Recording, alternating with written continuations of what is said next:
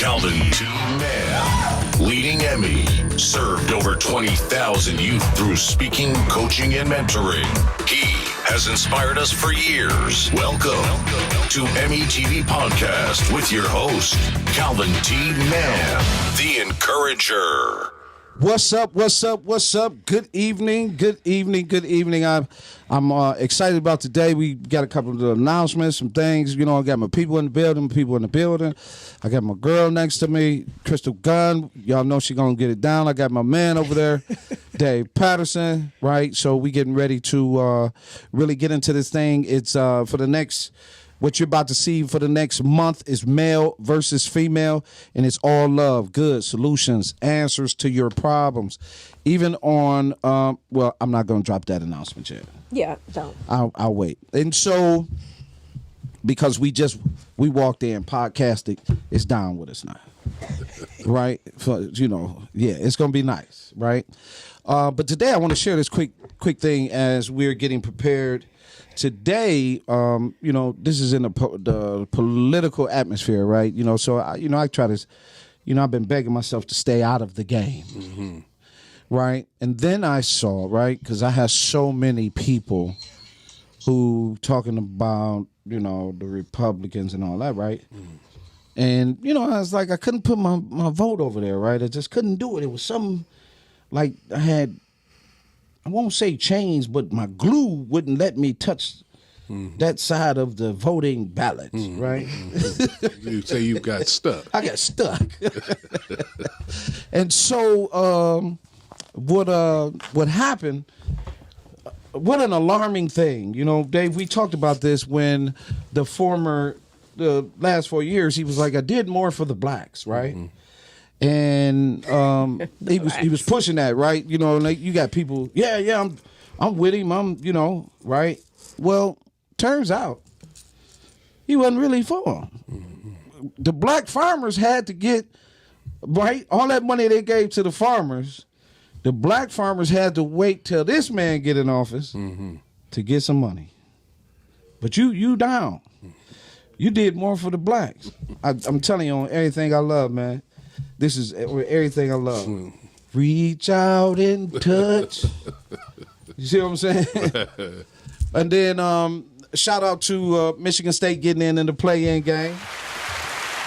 My people was all year long. I took a brutal beating on basketball in my sports group, right? So it was Michigan State. Oh, Cal, it's the worst. I said, damn, 20 years. My man had a 20-year run. You see what I'm saying? My family eating off that shit. You know what I mean? And so while y'all talk about Michigan State, you forgot my man up there. You see? And 20 years, them boys was in the game, right? So, a lot of people say, he's just halfway winning. Well, damn, I'll take it 10, 11 Final Four appearances. You know what I mean? I'll take it. That means we was at the biggest dance in the country 11 times. You see what I'm saying? So I had a shot. I couldn't overcome to get that championship. Right? But I had a shot. But your ass at the crib ain't nowhere. You ain't even in the tournament. And you hating. Right? So then shout out to my brother and them, University of Missouri. I'm sparking my Missouri Tigers gear. Right? And they're in the tournament. Going against Oklahoma, and I like that. I like that pick. I like that team, and the tournament is going to be live. It's really going to be live. The NCAA tournament going to be live. So I'm going to get off that and welcome Miss Crystal. I don't know what you're talking about. Yeah, I know. I know, baby. How you doing? Marvelous. How are you? I'm good. Yeah, I'm glad to be here. Welcome back for part 2. And Dave, how you doing? I'm outstanding. It's the best day ever. That's right. Every day of the week is the best day ever. Absolutely. Every day that we above ground. You got that right. I got a chance. So, actually, Crystal. Yes. We left off at, are you going to do your announcement today? Or are you? Nope. No announcement today? No announcements today. I got one, though. We got new gear, though. We can talk about that. Push. I love that. Ain't no hating. While they waiting, get it. Yeah, so this past weekend, we launched our 313 line.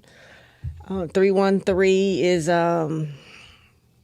it's interesting when you look up the number 313 and what it really means, but it's, perseverance, endurance, and I thought it was a great play on Detroit, because that's all things what Detroit is, and resilient, energetic, imaginative, creative, and that's also all things the amazing woman. So I said, what better way to push it? It's our play on our love for Detroit and our love for amazing black women all over the world. So we launched that gear. This particular shirt, 313 degrees, no shortcut, because there's no shortcut to getting to your amazing. And so shout out to my design guy, Mr. James Abernathy, who, true story, I told him I wanted 313, right? 313 degrees. So we were sitting in Panera Bread, and he sketched this on a shirt. Okay. Because I said 313 degrees, but this is what he saw. Right. And I was like, well, that's pretty dope. Right. We'll take that one too. That's so, right. yeah. No. It's dope. We got that one too. Yeah, the dope. So I'm gonna tell you how you beat me to that. I love it though. I love it. I've been working on that DAF for a second for the summer, but I got a cold one coming in between that. But yeah, But see, that one's just for women, because it got the logo right in the middle of that boy. That boy, right. that boy, all them Again, boys, James Abernathy. Thank you very much. all them joints was hot. Yeah, and sold out on Saturday. It was a wrap. It was a wrap. It was a wrap. I know. I got mine. You sure did. You sure did. Yeah, you're lucky. I wanted to get some. I couldn't think of nobody else. So I got my daughter and my wife. I figured that's enough. That's enough. That's enough. Absolutely. But it's very, very. That's why I love what we do, and what you do. Right? It's very, very important. And we talk about these things. Right? When I say men versus women, that's what I put out there, because it's men versus women, but we on the tip that it's men versus women, each winning. Correct. Not the destructive, right? We work in concise together, and people, Dave, you, Heather, myself, Victor, Crystal, right? Jamie, right? Our business shop. We doing it. What you say? We doing it. Why they talking? You see what I'm saying? We don't. Dave, I want you to get that. Chris, I want you to get that 1 million, 2 million, 3 million. How can we help you? Right. You see what I'm saying? We cheering. Let's go. We going. We have to get to a point where we understand we can't do this thing alone. You got to have a team, and you got to have people that work with you, support you, collaborate with you in order for you to be able to get to the next level. And at that point, we all grow. And the moment we stop separating, that's where you find greatness. Every chance. Every chance.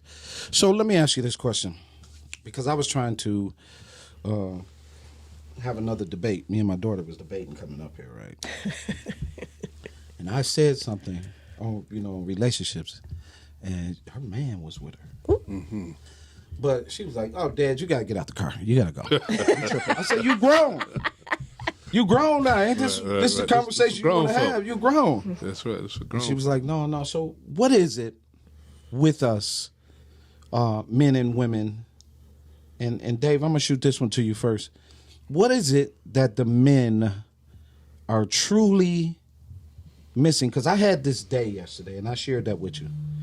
I had this day yesterday, and it took me. I couldn't come up with another excuse. I couldn't even let it out. I was looking at my boys, and I was talking to the instructors, Nakia, from Detroit, from Holy Yoga Detroit. And she said, "Well, Calvin," she asked me a question, and it bust me in the gut. And I said, honestly, God has disappointed us as men. We're reaping.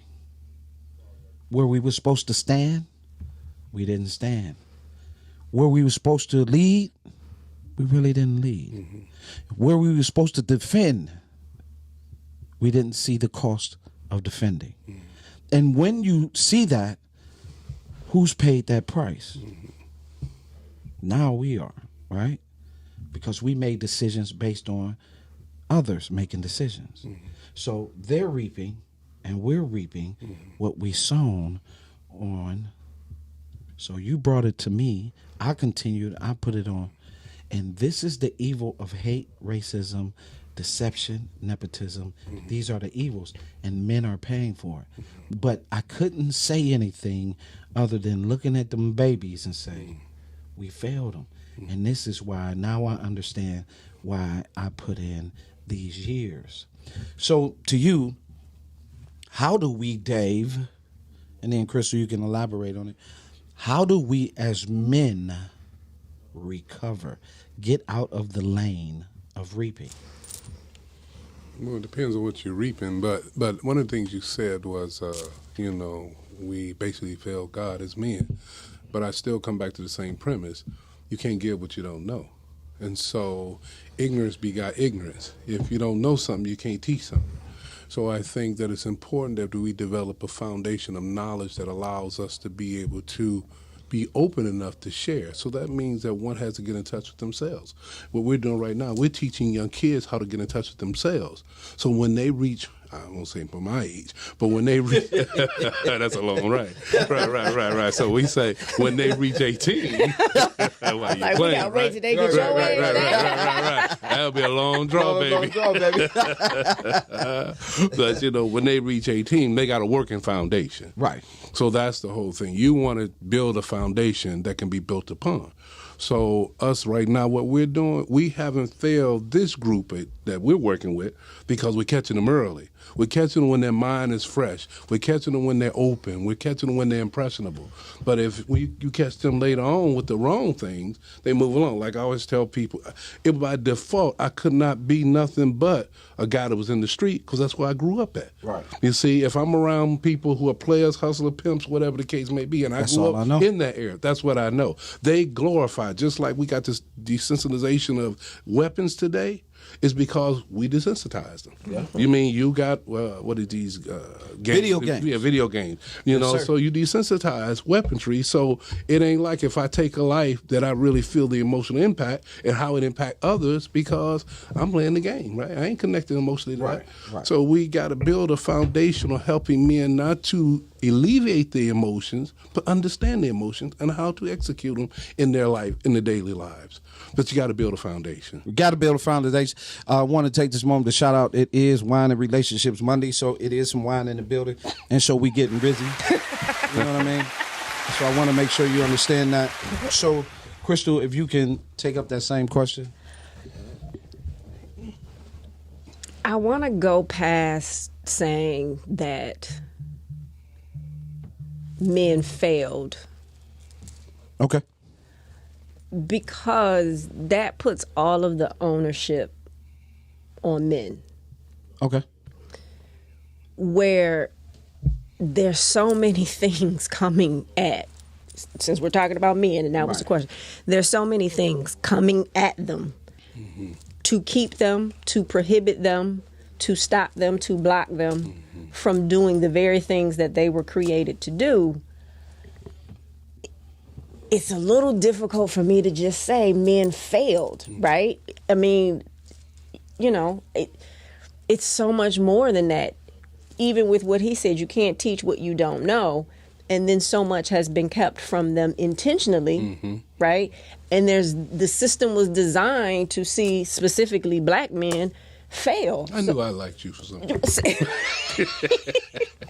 So, yeah, it's hard to just say men fail. So I'm with you, right? But I'm saying in retrospect for who we were supposed to be, what we were supposed to do, even the opportunities, because when you look at us, hell, we put ourselves in a box and transferred our bodies through mail to get to for sure, right? We created urns But then you come to this land, right? Right. And everything is against you. Everything. Everything is against you. Everything. And so you're trying to get uphill with the parking brake on. It's hard. Right. And again, but I was touching on that because of choice. We have made some decisions as men as well. When we occupy, right? This is the whole point that we discuss about leadership. Once I achieve, right? What was my job? I got to pull. Yeah. I got to pull through. Yeah. How do I set the formula? So we get here, and the conversation and the dynamic is retirement. And But they let them get there, and they wasn't gonna let nobody else get there. so that was the point. Yeah. That was my point. Yeah. That you had at some point, right? So here we are, right? We're in the same system, right? Some things are different. Here we are in this system. Of course, not going against what you said, not even trying to defend it because I'm a male defender. Male defender. Located it. I don't know why that made me laugh. Got a T-shirt. Got a T-shirt. Male defender. Right? You love the men, right? You concerned about boys, men, husbands, and fathers. See the male defender, Calvin Mann. I hear it on the other side too. Why you Yeah. don't do nothing for men? I'm like, I can't teach a man how to be a man. I'm That's a woman. right. You're supposed to do your job. Right. You drive in your lane. Right. Ain't no need of me crossing over, jumping in front of you, telling you, hey, Amazing Women's Network. Yes, girl. Because it's enough folk out there telling. It's enough men out there trying to tell women what they supposed What to they do. supposed to do. And Yes. meanwhile, you missing all these boys need you. Your sons, Your sons. nephews, your little cousins, they need you. But the real dynamic is the hate from not knowing. I know a man right now, father alive right now. Mother passed away. I told this story before. I get the call, and the message was shared to me, and he called his dad, and he discovered all the things that he was told was a lie. Mm-hmm. When you're divided, we can do anything. We can tell you anything, right? And then you don't know your dynamic. I had a great call last night. Shout out to my brother Tafiri and Omari last night. Right? We had a great call. We didn't have these conversations. We're constantly having these conversations publicly, me, you, Dave, right? So, Crystal, my question to you is, how does a man, this is a great one, how does a man handle a successful woman?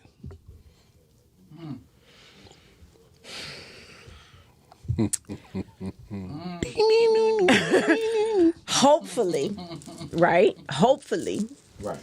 he's speaking life into her. Hopefully, he's supporting her. Hopefully, he's encouraging her. Hopefully, what can he do to help her get to that next level? That's how he should be supporting her or handling her. Yeah, because you don't get no's. A lot of cats don't understand that day. See, you get no's because you're not in that foreplay lane. So you don't feed her. You have to feed a woman. A woman requires foreplay. Foreplay all day. She's in your life. She requires foreplay. And a lot of guys are bought into the what's this dynamic we have with the male chauvinist, right? Because I call myself a chauvinist. I get it. You know, I've done that several times. But I also understood that once I learned, I didn't have to repeat the fiascos that I was repeating. Oh, here's something new. You know you look good today, baby. You know you look good, right? Go on, girl. Look at you. Walking out of here on your way to work. See what I'm saying? Do that. Look at you. Oh, yeah, I like that. Look at them legs. I'm feeding you. Somewhere along the line, though, it became, for some, uncool to show the emotion, to act like you care, to do all of these things. Where did that come from, though? I don't know. Who raised them? Dave, where that come from? Who told a man? Okay, the sound effects are killing me. That's right, L. Who? But Not in all instances. Not in all Not in all instances. one of the compliments I give you is balance. Mm-hmm. You're one of the most balanced women. Yeah. You, Heather, you guys are one of the most balanced women I've met. Mm-hmm. You know, and balance meaning you get both Sides. Mm-hmm. Absolutely.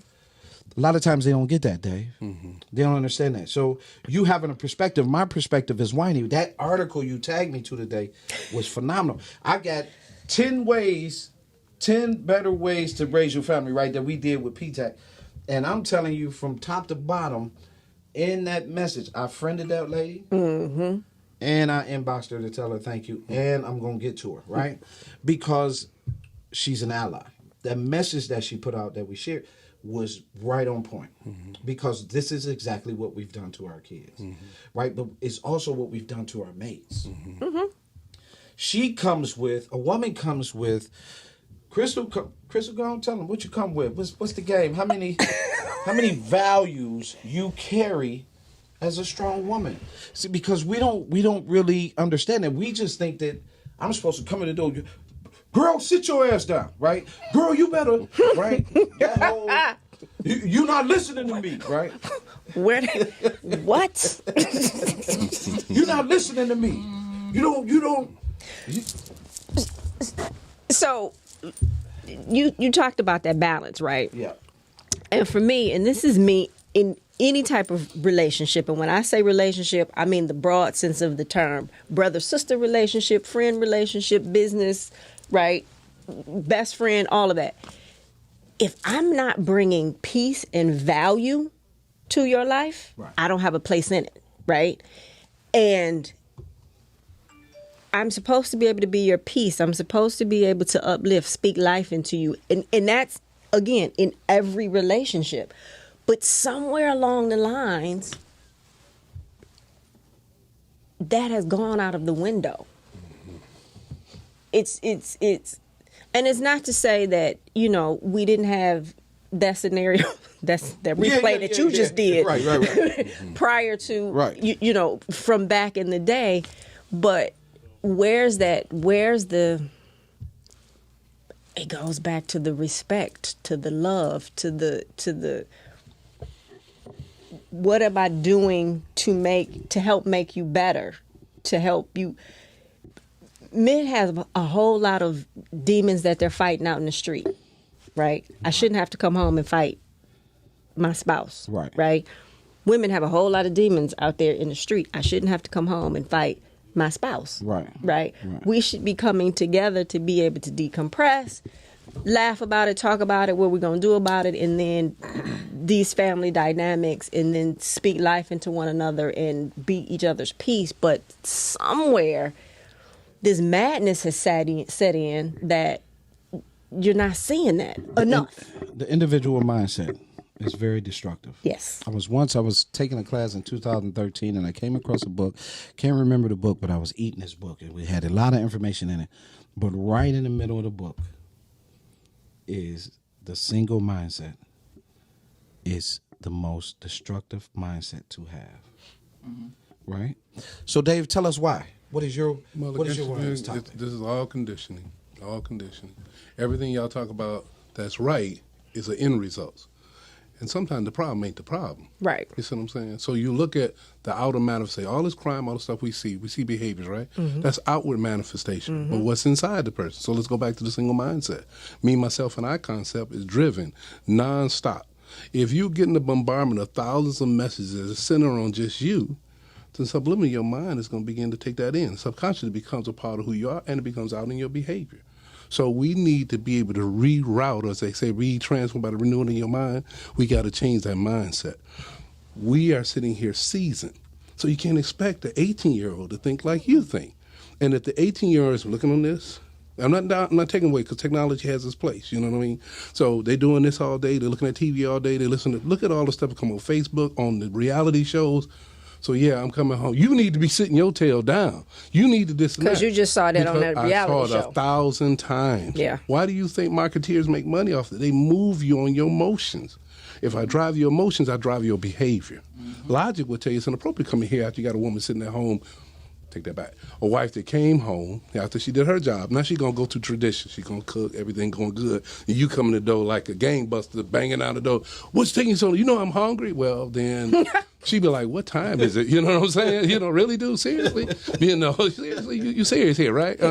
So now you got a pot coming at you. Now it's the fight. But it wasn't never about that. Something else went on. So if nobody taught you something, you can't do something. So my thing is with anybody is to help people get what I call a mutual reward. Well, we both can make this a win-win. But most of the time when people get in relationships, they're going with the honeymoon nonstop. But then when it wears out, what you got? So I was at a wedding Saturday, and here's the thing. It's always a classic. For better, for worse, sickness and health. When the worst show up, everybody ready to go out the door. But that's the define. Martin Luther King said, your character is defined not when everything's going well, it's when life challenges and issues come up. Yes, that Lord. Defines you. So that defines your relationship. But who teaching you this? See, what we're talking about now is the back end. We need to catch it on the front end. You see what I'm saying? If you want to have a relationship with a woman, are you sitting down with your son and say, son, this is how it's supposed to go. Now, I can't tell you what the woman you meet is going to flow like, because she might not went to that class. You see what I'm saying? Right. But this is how it's supposed to go. So now, when that young man comes, and I know you asked the question, but it was a movie with Denzel Washington about a kid who was autistic, rephrase that, an adult who was autistic, he was a lawyer. So he went to go speak at a women's conference, if you will. The first thing he saw was all the men were sitting down, and he said, hey, somebody get these ladies a seat. These women jump up and went off. What you mean? You know, blah, blah, blah. So you say, where'd it go? Well, it went out because we say now you're an independent woman, but that's not right. You're supposed to be independent to take care of yourself, but you're supposed to be interdependent with whoever you're with. Correct. You see, this is a flow, an exchange, and we don't see that. Money. Go ahead, sister. No, you were going there, but also if I can break your family up, That's right. Then I can also destroy your culture and your people. Right. And beyond that, I got two economies. I got a prison economy and I got a business economy. And don't stop there. I now have access to your children. So I got what you call that when they show up to the door, CPS and police officers, right? And are criminalized, right, through your brokenness. Meantime, on the other side, like I said, when I talk about reaping, I'm talking to all people. I'm not the one that's just going to be talking to just black people to let you carry this burden alone. I'm talking to white people the same way. I'm telling white people, telling white men, the whole nine, Hispanic men, whatever male you are, you're reaping. And because of how you've done things. So it doesn't matter what dynamic, because I can point out your dynamics where you're losing at. Even as we speak, when we talk about the losses of the pandemic, there is also losses of the opioids wiping out culture more than the Vietnam War. What if I alter your mind, I alter your behavior? See, so if I keep you drugged up, whatever the case may be, you're going to have a clear mindset. So if you have a clear mindset, you're manipulative. So I can manipulate the way I want you to go. And I can keep y'all separated. That's right. Because it'd be crazy if you came together and you came together and you started really working together. We can't really afford that, as you saw today. Now, we're going to change some laws so you can't vote. And too many of y'all voted, so the Republicans say it. Too many darkies. Too many darkies voted and they won, and oh my God, we got to change the law. You see what I'm saying? And so the racism is out. But the problem with racism is you're losing because you're executing your own reap. When I ask the question, how do you get out of your reap? It is not participating in the things that destroy you. That's how you get out of reaping.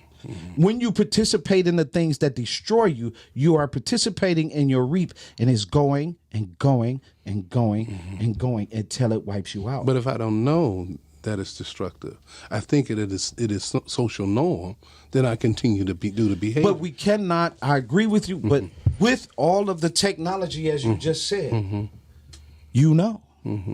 You choose to lock in on the conspiracy of things. That's the reprobated mind.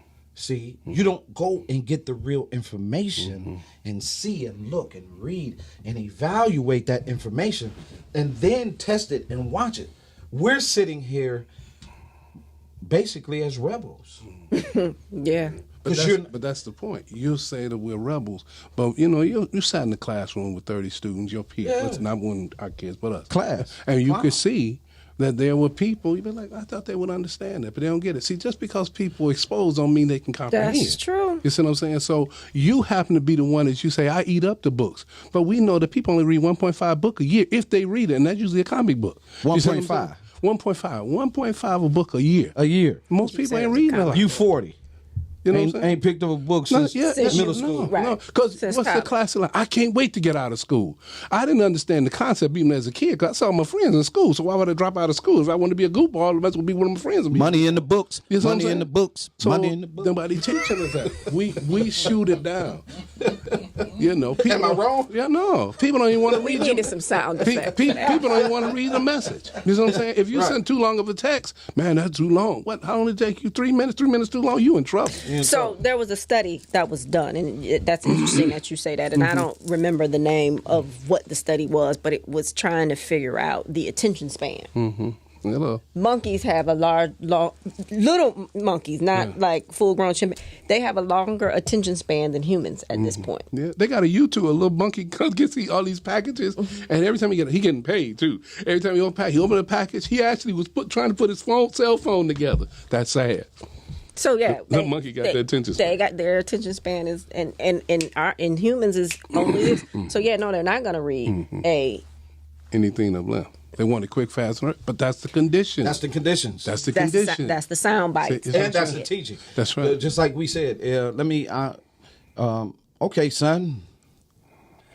Dad, yeah, can I get that PlayStation? Yeah. Son, I got one, you can have one. Sure. And you going, hey, Dad, why are all the women getting the jobs? I don't know, son, but did you just shoot at Come on, we got to keep shooting. And so you're suffocating. Then I wake up to reality, which is what Dr. Warren Farrell talk about. See, I wake up to reality. Now when I shut that stuff off, here comes reality. You're 45 and behind. So now, what is that? You don't even have to be 45 and behind. Well, I know. Right? You can be 10 and look up and behind. And now you hopeless. But we can save him. We can the 10-year-old, for sure. We can save him. If you gotta be allowed. Right. You gotta get past the 45-year-old, right? Boy, that's my son. What you talking about? What you talking about? If I see my son love you, he's out of this program. Right. What? True that. Yes. Yeah, man, I got stories. Oh, yeah. Yeah, remember, I got 35 years. Right. I've seen it all. Yeah. I had a parent, this is a true story. D, my cousin, he in Michigan State, right? Green. We just, right? So we just knock off, we just got finished beating Troy game. Dude had 11 points, about 12 boards. Not a bad game for 6-7, score about 45, 47. Troy slowed everything down, and you win the ball game. You come over to the parent like, that game before you had a good game. More points. Come on to the next game. Parent come on the stand. Now, mind you, hold on now, I want you to understand this. Hey, I'm glad that Coach, man, you guys' program it ain't shit. You guys are terrible coaches. You're a piece of, and she went in. She? Yeah. She had her little cousin or auntie with her from out of, I say, you're talking to the wrong one. She said, well, I said, who you think you talking to? So when she hear that, she said, well, I'm trying to say, oh, no. I call your house every night to make sure your son do homework. I'm at the school, at the door, in the room, watching your son do his homework, do his work in school, making sure your son can stay in school, because up until this year, he wasn't even in school. Your daughter got a 3.9, but your son had a 1.0. I done showed up at your door at night, made sure your son got eligible for this year.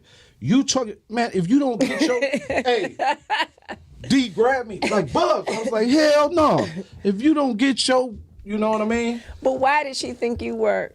No. Why did she had a nerve? Well, that too. Well, first. To not respect what we had done for her son. So in that process, she no longer could come to high school games.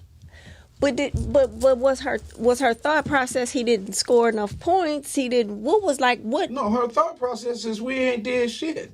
But why would? That's how she came out of there. That's how she came right up to me.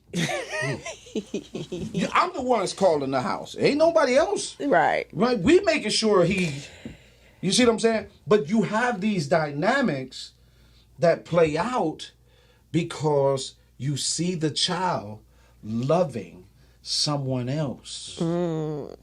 She saw the son loving someone else. So the problem ain't the problem. The problem ain't the problem. So here's that process. At the same time, while this was taking place, the son then gets ballsy and hugs his mama and say, "Yeah, mama, tell him. Yeah, he never played his senior year. He had to defend his mama. No, understand what I'm telling you. He never played his senior year. See, okay, it's your son. As soon as you take your hands off of him, he your son. Abusive, all the things that we take out of these kids, he became. Run into him. Hey, Coach Mann, my son ain't gonna be nothing like me, man. All that stuff that you was doing for me, I'm doing with my son right now. I said, well, you got the lesson, huh? He said, oh, yeah, I got the lesson. Sometimes them lessons ain't as quick. Could have cost him his life. That's true. You see what I'm saying? We as a people, male and female, we got to get out our own way and begin to respect each other's value. I respect her value. So therefore I listen. I respect his value. So therefore I listen. We have to do that in relationships because it's so important to get to forever. You can't get to forever alone. All you can get to is a casket by yourself. I'm sorry. Love is the one thing you can take to heaven. So if I deny the process for which I have, my man say it's the American civilization, right? The civilization, we didn't think like that. Me and Dr. Hill was having this great conversation because I want to do this research with fathers, right? And so we're having this conversation. This is Saturday before I come into the pop-up show. Shout out to Kenyatta for such a successful, awesome event. The Detroit Black Business event. Pop-up shop. It was very nice, right? And we're going to do it again.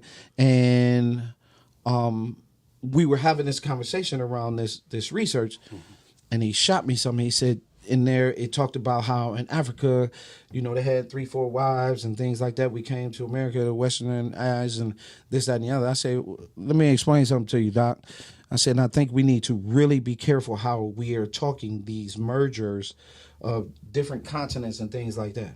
I've never been to Africa, right? And so for me to understand what Africa is about, I have to unravel so many things. But then when I look at Africa, I see that I was blessed, you was blessed, we're blessed with the tools to help those people. See? So that's how I see the situation with Africa. Africans come here and are, to me, inherently disrespectful in so many other ways, but they pick and choose based on who and what I'll help. Now, there are some good and there's some bad, but the truth of the matter is these conditionings against ourselves started long before we even came to America, when we had tribes beefing and was selling, right? So I get that whole dynamic. Me, I think I was born to do something different. Crystal was born to be an amazing woman. She expresses that conditionally, unconditionally, long before she even had the damn logo. True. She carried it. The success, people don't know her bio. You see? She got a hell of a bio. It's a bad woman. You see what I'm saying? But a lot of people would only just say, oh, that's just Crystal Gunn. You know what I mean? No. It's Crystal Gunn. Give me some sound effects. Why you playing, right? Same for Dave. I don't have no problem giving it up to Brother Dave. Day one. I meet Dave, my man, invite me to come talk to some pastors. Dave directly across from me. Dave, the only brother asking questions. My man that invited me, not one event. Dave been walking ever since. You don't know who God gonna bless you with, but we need to understand how important each and every one of us is, right? And so the announcement is we rocking Respect Day. Amazing Women's, Dr. Chandra Carr, Dr. Ura Hill, Jeff Okuda, right? And we most definitely got that sponsorship from Podcastic. And so we getting ready to rock April 6th, Emmy National Respect Day. Was talking to Dr. Carr. She might do something in the evening just strictly for women and understanding how to respect men. Her dissertation was on fatherhood to get her doctorate. How powerful, right? Dr. Hill, Jeff Okuda can talk to the young kids, athletes about how to respect coaches and parenting and education and everything. He's a very humble guy.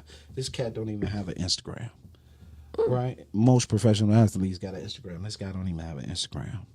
Heather's going to talk to the girls. Me and you, we're going to have our beef and our battle. No. Right? When I say that, it's good. Right? It's good meaning good when I say beefing. We beefing good, right? We coming with some love and some solutions. And we're going to make this day happen. If you're a sponsor out there, you can sponsor. That way we can put the Respect Me, Respect You, Respect We t-shirts out here with your logo on it, the whole nine, and your company on it. But Dave, we're at this point. Give us some good, man. Tell us how, pick that person. Now, I didn't pull this out you. I want you to go deep. Talk about that one person. Because I got one. Just passed this week, and I'm going to give it up to him. Pick that person that blessed you in your life that you haven't picked. Well, I guess I would have to go back to a gentleman I met when I was starting out in the military, Gallagher. Actually, he was not an African-American man. He was a Caucasian fella. And he sat me down and he walked me through the journey, because he was a Vietnam veteran. And you know, he was basically preparing me to lead. So he taught me leadership. He taught me effective communication. He taught me about building relationships. I know y'all got the internet and the network and all that stuff, but he said, whatever relationship you encounter, build on it. You know, I remember I met a woman say, you collect women. No, I say I build relationships. I don't collect women. I don't collect people. I build relationships. And these relationships, had I not lost my phone, I have relationships all the way back from the 60s, because Gallagher emphasized a great deal about how important it is to connect with people. And where people are at today may not be where they be tomorrow. So you can meet somebody today, and 20 years from now, they be the person to open up the door for you if you maintain relationships. You know, the funny thing I find with people is that people say they're your friend. You know, the Bible says no greater thing a man do than lay down their life for a friend. But we have to define friendship. And most of the time we're dealing with people, they don't have definitions to the words they use. They have a very vague general definition. I call it through osmosis or indirectly. We pass on information. But we don't sit down and say, let me define this. but he taught me about defining things. So you're not just talking words, and you have to listen to what you're saying. So my thing, Gallagher showed me a lot about developing as a human being, then becoming a man, and then becoming a leader. I hate racism. Mm-hmm. I do. Mm-hmm. Crystal? What was the question? Did you get lost in what I was saying? No, I'm just I messing did. with It you. was so good. I was like, wait, what? Right, but it's the relationship or a person. Pick someone you want to give love to outside of the norm. Besides Calvin. So, She loves me. so an ex, not my ex-husband, but an ex-boyfriend, and you've heard the story before. And a lot of times you break up with somebody and, oh, God, I hate this person, whatever, right? And we had good times and we had some horrible times, right? However, that relationship was a defining moment for me because I learned so much about me, right? And the pain that he caused was necessary because, again, then I learned so much about me. And one thing he said to me, which I continue to say, and I say it to other people, you know, that whole pity party, I was feeling bad and, you know, woe is me. And he said, your story is not special. That what happened to you doesn't define you. What you do now is the thing that defines you. And that was a turning point in my life. And that was the thing that then brought about the Amazing Woman Network, because I then asked, okay, God, what am I supposed to do? So sometimes you have these relationships that end, or there were parts of that relationship that weren't good. But if you go back and you look at, well, what was his purpose There you go. in my life, There you go. right? It wasn't to be my happily ever after. He had a season That's right. in my life. And from that season, That's right. and out of some of that pain came this person that you see standing before you now, right? And the things and how I am able to empower other women. So shout out to that person. He helped you to build emotional muscle. Oh, no This is- question.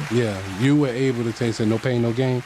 You were able to develop emotion. No human being we ever encountered, this meeting of us meeting is not haphazard. Every person on your yellow brick road had a purpose. Absolutely. Some short term, some long time, but all of us have. Every man and woman Right. is a link in my chain of, That's right. you know, is a goal in my greatness. So you have to look at those things. What was the lesson that you were supposed to learn? So many people continue to walk down the same road of pain and hardship because they didn't learn the lesson. But I appreciate that. And although, you know, again, wasn't supposed to be my happily ever after, but if I called him today, whatever I asked for, right? And, you know, so you got to look at those people who, did it end bad? But there was a lesson in there that you were supposed to get. And had you not been in that relationship with that other individual, you may not. Because you, Calvin, have learned some lessons. Growth. Why are you playing? It's called growth. Yeah. That's right. Right? And it's necessary. It's necessary. You know, when they put them seeds in the ground, sometimes a pebble roll over and you just get a leaf out. Then that pebble move out the way and here come a plastic bottom. And you get 2 leaves out. And then all of a sudden about 10 leaves blow in and it sits there for about 6 months. Now you got a little bitty tree. And when you understand what growth is about, pain turns out to be water. For sure. You see, a lot of us, If you allow it. if you allow it, but a lot of us do not understand how excuses become lies because we never got rid of our lies. So now I can tell you, you know, why I was late because, you know, I was over here and I had Ownership. You see what I'm saying? Exactly. It's ownership. It's ownership, right? So what are you willing to, in your own peace comes from your own truths. In order for real peace to get in, you got to unoccupy lies, excuses, and reasons that have nothing to do with what God has already put in you. You have those things. So my person is, and it's funny because I've been like this my whole life, and I didn't respect it or love it or care for it until I found purpose. But is Coach Winfield of Detroit King High School. When I was a young coach, I was the youngest varsity basketball coach at Ferndale High School, and I put on a basketball camp clinic. I had my first camp, rather, and I invited him. He and brought his team, and I had catering, and I had all these other men come into the high school. And then we started doing team. Where you going, Coach? Well, I'm going to team camp. And then so I go to the team camp. Now I'm at Western Michigan. I'm the head of officials in the tough games, right? Because officials can't handle the tough games, right? And me and Coach, we had, sidebars, conversation. And when I didn't get the head job as associate coach at, Ferndale, he was one of the first people to call me. And I never told this story until yesterday. He was one of the first people to call me. And he said, man, I tried to tell you them people weren't going to do right by you. You're something special. There are not many people like you. I want you to know that, right? And he reiterated that every time I ran into him. You're a good man. What you're doing is good. And I've heard calls. I just got back in touch with one of the players. I gave her the nickname I Bang, right? She had it on her varsity jacket. Because Tennille, she go in there, we was calling her Lady Barkley. She go down in the post. And I said, man, don't get that girl. Her nickname is I Bang. So when she walk in the gym, I go, I Bang. You see what I'm saying? So her senior year, she put I Bang on her varsity jacket. We got together yesterday through Facebook, and she has a nephew. And first thing she said when she saw what I was doing, she was like, I'm so proud of you. I got a nephew for you. Right, my nephew, he right here, but I'm bringing you. When I come to Detroit, he coming right to you. And you think about those relationships that you have built, but it was Coach Winfield who stepped in and said something right at the right time. So we're winding down, and we're going to do this again next week. Crystal, you're more than welcome to come back anytime. As a matter of fact, I would invite you and Dave and Heather. I really want to talk to you guys about us having and becoming a foursome of our own podcast in here, right? And how important it is that we multiply our voices, faces, reasons, and themes because we all are solution-minded. And you can't do it alone. You cannot. You cannot do it alone. And so I want to share this message with you all at this particular point. One thing that I'm clear of, I work. As a big man, people think, most big men, they lazy. They think you big because you got these rolls and all of that on you. But the truth of the matter is, I work your ass, right? There's hours, days, and minutes. We all got the same ones. What you do with them is up to you. But one thing for sure, you have to work. And you have to put in the mindset, and you have to put in that mindset truly from a place that only God can enhance you. Because if you don't do what God asks you to do, your spirit is cluttered, your lies become your truths, and destruction is in your path, and there's nothing you can do to stop it until you open the door. Shut up and let God do what he's going to do in your life, because it's already in you. And so with that being said, my name is Calvin Mann, president and founder of Encourage Me Young. This is EMIY with my family, David Patterson, and my beautiful, sweet sister, Crystal Gunn. And we thank you for participating and listening. And always remember, whatever you do, put your family first. That's right. If you need that track, it's on Emmy World, it's on Spotify, it's on Apple Music, it's streaming. We are already in 1 week. Can you imagine what it's going to be this summer? I was in the studio last night, Crystal, putting down blessings. I ain't letting up. Nothing is going to stop me but God.